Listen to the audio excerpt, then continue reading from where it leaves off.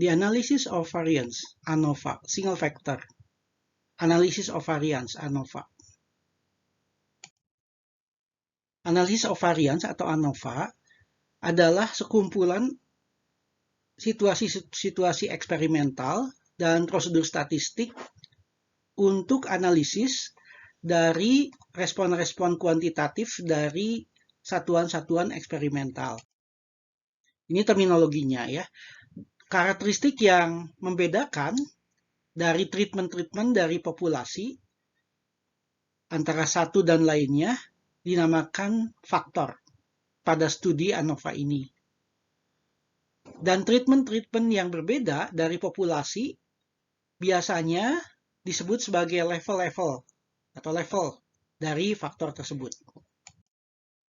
Single factor ANOVA. Nah, single factor ANOVA berfokus pada komparasi atau perbandingan dari lebih dari dua populasi atau treatment secara rata-rata means-nya ya. Jadi kalau I adalah banyaknya treatment atau populasi yang dikomparasi, yang dibandingkan.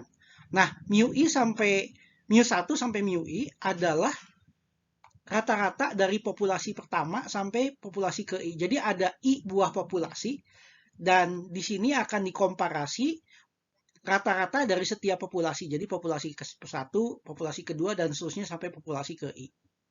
Yang ditulis sebagai mu 1, mu 2 dan seterusnya sampai mu ke I. Nah, hipotesisnya pada ANOVA ini adalah seperti demikian.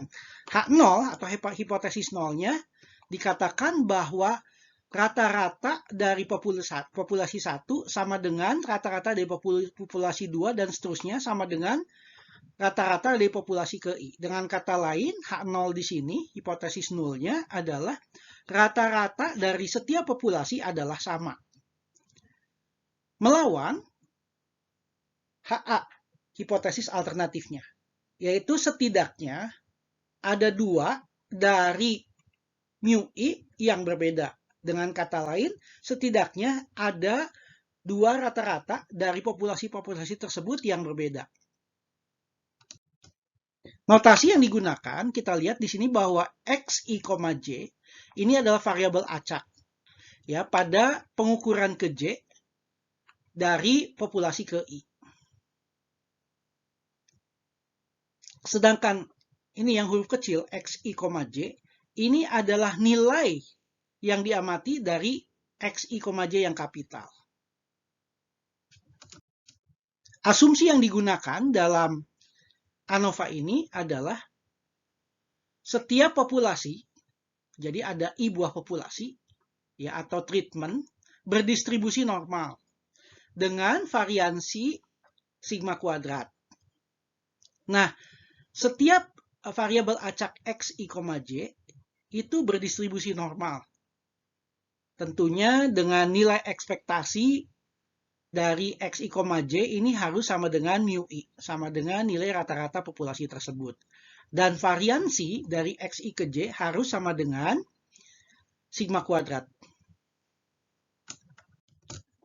Ini adalah notasi-notasi yang digunakan. Kita lihat, ini adalah rata-rata ketika faktor A pada level ke I ya. Sedangkan yang ini adalah rata-rata ketika faktor ke B pada level ke J. Nah, ini notasi ini yang ada titik 2 di sini. Ini adalah the grand mean atau rata-rata total ya. Ya, grand mean. Sedangkan ini S kuadrat I, ini adalah variansi-variansi untuk setiap populasi. Ya, jadi populasinya dari 1 ke I. Ini adalah mean square for treatments, disingkat MSTR. MSTR adalah ini ya. Nah, Anda bisa lihat. Sedangkan yang ini adalah mean square for error, disingkat MSE. Ya, ini adalah kita lihat adalah S1 kuadrat tambah S2 kuadrat dan seterusnya sampai S ke I kuadrat dibagi I. Dengan kata lain, ini adalah rata-rata dari variansi dari setiap populasi. Tes statistik yang digunakan pada ANOVA single factor adalah F, di mana F ini adalah MSTR yang tadi dibagi MSE. Nilai ekspektasinya. Nah, ketika hipotesis nulnya true, maka nilai ekspektasi dari MSTR ini harus sama dengan nilai ekspektasi dari MSE. Harus sama dengan sigma kuadrat. Tetapi kalau hipotesis nulnya salah atau false, maka nilai ekspektasi dari MSTR haruslah lebih besar dari nilai ekspektasi dari MSE yang sama dengan sigma kuadrat tadi. Nah, ini adalah distribusi F untuk melakukan tes ANOVA. Nah, kita menggunakan distribusi F, yaitu MSTR dibagi MSE untuk ANOVA single factor. Nah, kalau H0 true, yaitu asumsi dasarnya true, maka F haruslah berdistribusi F dengan nu I, dibacanya nu I, ini sama dengan I dikurangi 1, dan nu 2, ini nu 1 ya, ini nu 2, ini I dikali J dikurangi 1. Nah, rejection region atau daerah penolakan itu yaitu ketika nilai F kecil lebih besar sama dengan nilai ini, F alpha I-1, I kali J-1. Perhatikan bahwa nu 1 dan nu 2 ini adalah derajat kebebasan. Yang ini dispesifikasi dengan significance level alpha. Jadi kita menggunakan patokan ini sebagai nilai kritis ya, yaitu F alpha dengan derajat kebebasan I-1 dan derajat kebebasan I kali J-1. Yaitu ini dan ini derajat kebebasannya. Nah, ini adalah formula yang dipakai untuk menghitung ANOVA. Yang pertama adalah total sum of square, disingkat SST ya, SST ini. Ini adalah ini ekspresinya. Yang ini adalah treatment sum of squares, disingkat SSTR ya. Nah, ini ekspresinya. Yang satu lagi ini adalah error sum of squares, disingkat SSE ya. Ini ekspresinya. Sedangkan yang tadi, mean square for treatments, ini adalah ekspresinya. Dan mean square for error, ini adalah ekspresinya. Perhatikan di sini, X yang di sini, ini sudah merupakan nilai value berupa angka ya. Demikian juga ini, S kuadrat di sini sudah berupa angka. Di mana ini adalah nilai-nilai ini semua ya. Kalau Anda lihat, ini XI rata-rata, ini ekspresinya adalah ini X ke I, ini X rata-rata grand min ya, dilambangkan ini, dan ini grand sum. Ya, grand min adalah rata-rata grand, rata-rata total, ini jumlah total.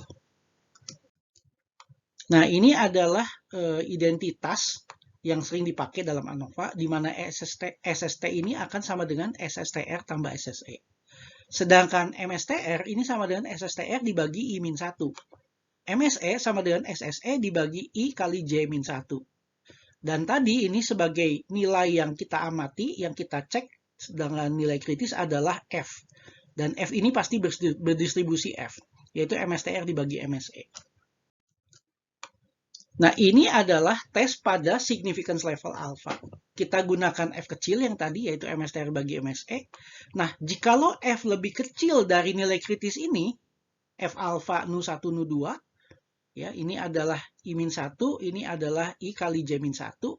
Nah, ini dikatakan bahwa kita bisa menerima H0, kita accept H0. Dengan kata lain, kita gagal untuk menolak H0. Ya, jadi kita accept H0 karena fail to reject H0.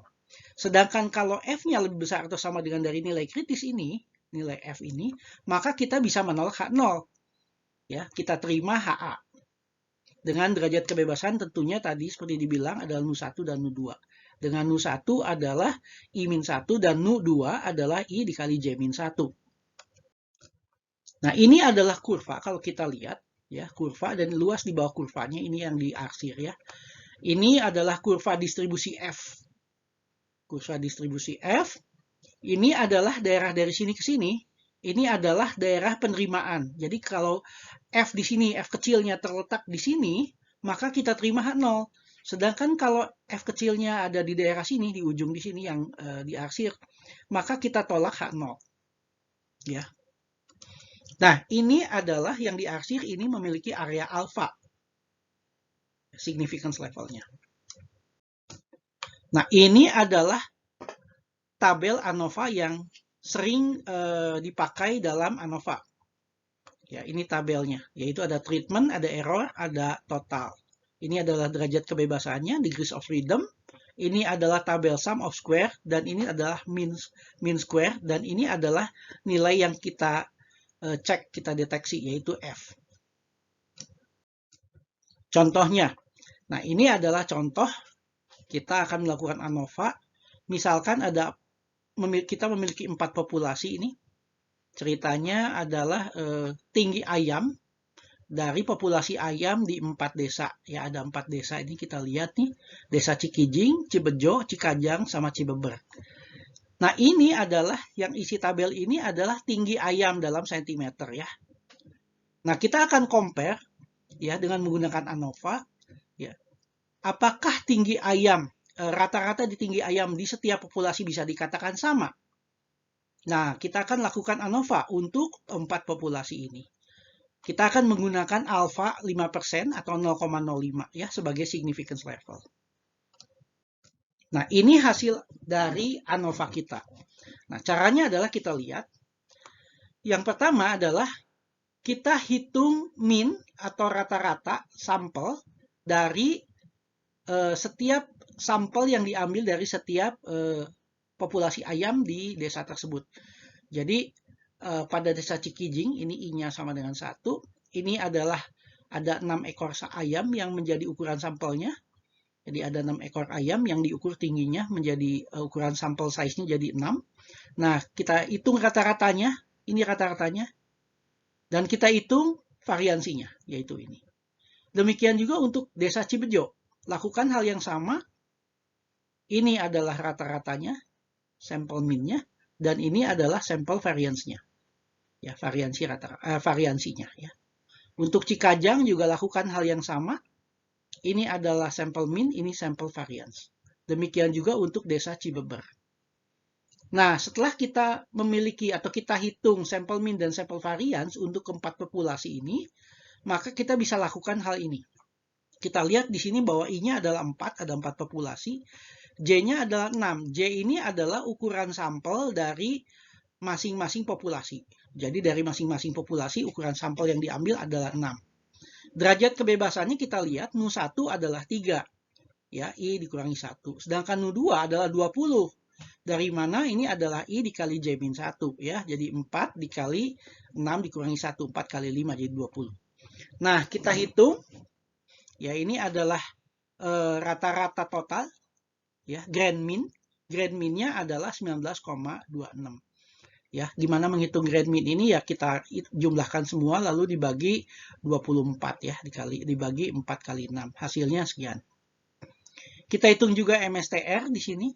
Kita lihat ya, MSTR dengan menggunakan formula yang tadi, kita dapat 4,43 ini nilai MSTR-nya. Sedangkan MSE kita dapat 1,63.